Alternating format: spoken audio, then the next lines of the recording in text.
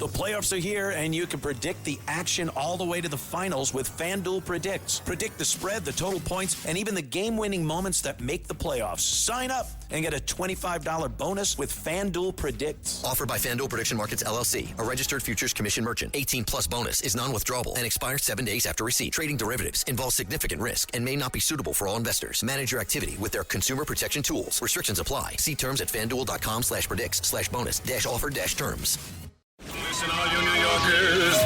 Excuse me. Taxi. Okay, man, we're looking around. This is the 77 WABC minicast. And we are now less than 48 hours from the Israeli Day Parade, and we all know by now who is not going to be there, the socialist mayor of New York City. Dominic Carter here with you. The number to reach me on this Friday, 800-848-9222. The week that was, you had the anti-Semitism rally at Gracie Mansion against Mamdani this week. President Trump convening apparently the Situation Room meeting for a final determination on an Iran deal. And so much is up in the air about whether the nuclear dust, whether or not there's no nuclear condition in this agreement, whether or not the strait is reopened, and a lot at play here. But who knew? Former First Lady Jill Biden going scorched earth. I guess that's what happens when you're selling a book. But this time she's going scorched earth on Kamala. Apparently, Kamala Harris can be quite aggressive. So, President Biden had called, according to the former First Lady. Now, remember what she dropped earlier this week, right? What the former First Lady dropped earlier this week. Now, even though she's on video praising Biden after the debate with Trump, she says now that she feared that her husband was having a stroke in the middle of the debate. Now, and it was obvious she was never a fan of Kamala. And so she says that Kamala Harris acted like a courtroom prosecutor in her insistence that President Biden immediately endorse her for the 2024 Democratic nomination after he ended his bid for a second term. Now, of course, she demanded all of this right then, right on the spot, only to be slaughtered by President Trump in the general election and did not win a single battleground state. So in her book, which is due out in just a matter of a few days on June 2nd, View from the East Wing, Jill Biden recalls a conversation where the 46th president told his second in command that he was going to drop out. The first commander-in-chief not to seek re-election since Lyndon Johnson in 1968. And according to Jill Biden, Kamala said, "Oh my God, Joe, are you sure?" And then it got aggressive. So he said, apparently, according to the book, that he would wait until the next morning to make an endorsement. Kamala said, "I want it sooner." After the president said he would call her back when he figured it out, her response was, "Can you do it soon? Say in 20 minutes. Right? Now, why did she do this? She knew that Obama did not want her as a Democratic nominee. She knew that the Democrat Party did not want her as the Democratic nominee. So she needed to nail down that endorsement as soon as possible while President Biden was still pissed off. And sure enough, about 30 minutes later, he endorsed her. And that was the beginning of the end for Kamala, because we all know what happened. But my ire, if you will, I am still annoyed at your mayor, because he's not my mayor. And I consider myself a New Yorker, okay? I live in Rockland County, but I'm a New Yorker. Mamdani has the cojones. He's supposed to represent all the people, I'm not coming to the Israeli Day Parade. My positions are very clear. Wow. And so the question that I have is, how long is Jessica Tish going to be able to hold on as police commissioner? So one of the things that I was thinking about overnight is that she's really in a position, should she decide to do so, to run for mayor. She comes from the Tish family, so money's not a problem. She could run for mayor. It's been talked about with a number of police commissioners, Bratton, Kelly, Ray Kelly, that they could have run for mayor. Police commissioners are often popular. And so the question becomes, how long can she hold on? Nobody in their right mind can work with this man, Mamdani. No one. No one. And so listen to the body language, right? Mamdani says he's not coming on Sunday. She says that she is, but check out the language. Proudly going to do so. I don't believe that my presence as the mayor should determine whether or not a New Yorker is safe or secure. That is something we take incredibly seriously. It's the mayor's decision not to march, and it is my decision to march proudly.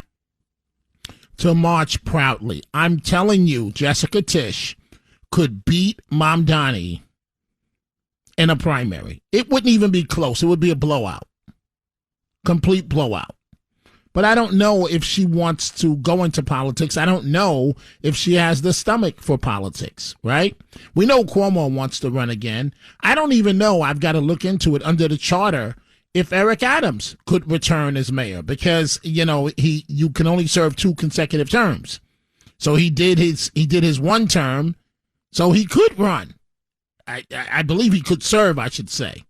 But I've got to check all of that out. And I don't know if he wants to be the mayor. But I want you to listen to this Fox 5 News on Mamdani not being at the parade on Sunday. So Mayor Zorahn Mamdani is the first New York City mayor to not attend the Israel Day Parade in more than 60 years. But the mayor says despite his personal feelings about Israel, he's still going to make sure that the parade, the event itself, is safe and secure. Now, the mayor made this announcement standing next to his Jewish police commissioner, Jessica Tish, who will be marching in the parade. The mayor said that there are no credible threats to the parade at this time, but Commissioner Tish countered by emphasizing that the threat environment has never been higher, pointing to recent anti-Semitic attacks and threats against synagogues across the country.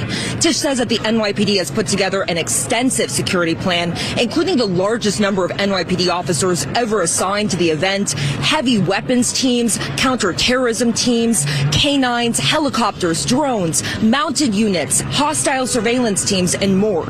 We asked the mayor about his decision to not attend the parade and asked the police commissioner if she's concerned that the mayor is not attending. I said on the campaign trail that I wouldn't be attending the parade, and I've made my views on the Israeli government abundantly clear. I don't believe that my presence as the mayor should determine whether or not a New Yorker is safe or secure. That is something we take incredibly seriously. It's the mayor's decision not to march, and it is my decision to march proudly. Now, Mamdani has made it clear since the campaign trail that he does not support Israel's government and has been a vocal supporter of the Palestinian cause. He's also accused the Israeli government of committing genocide in Gaza, but the mayor has also worked to maintain that his stance on Israel is separate from his support for those of the Jewish faith.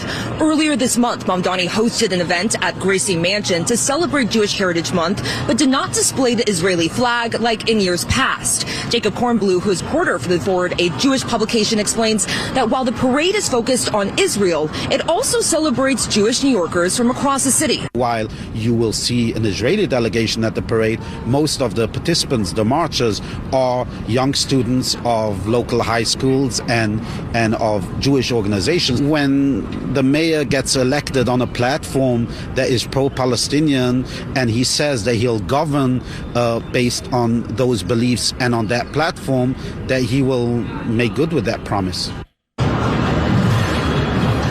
Now, dozens of elected officials are expected at the parade, including Governor Kathy Hochul and City Council Speaker Julie Menin. Now, also, former Mayor Eric Adams, he announced on social media that he'll also be there.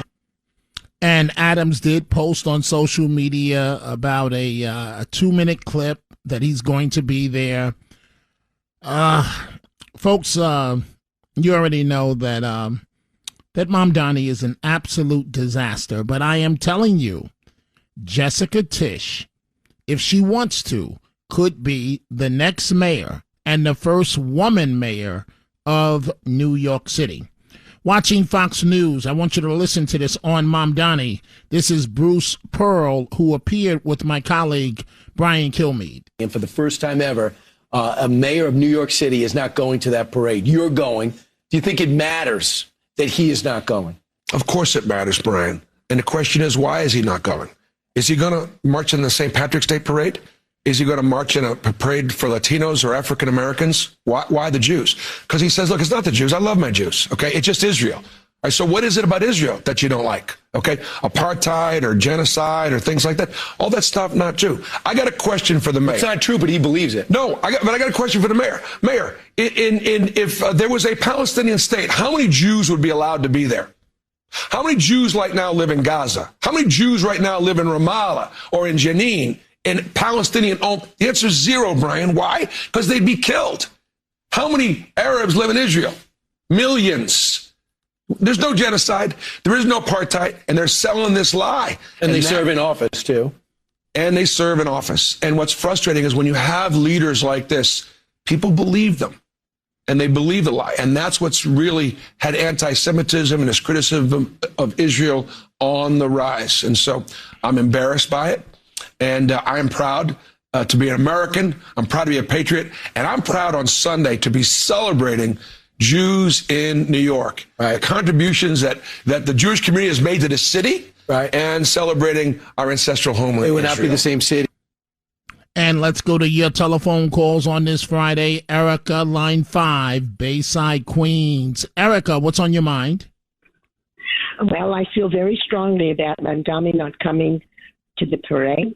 As a Holocaust survivor, I'm very happy that he's not coming. I would rather he does not come.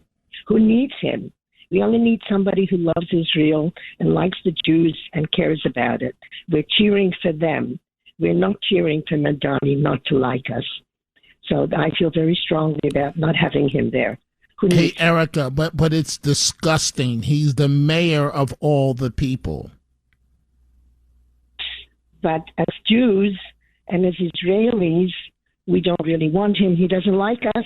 He doesn't want to be associated with us. So why would we even think or beg or invite him? I think we should be too proud. Also, I have something here. Do you remember Sam Levinson, a stand-up comic?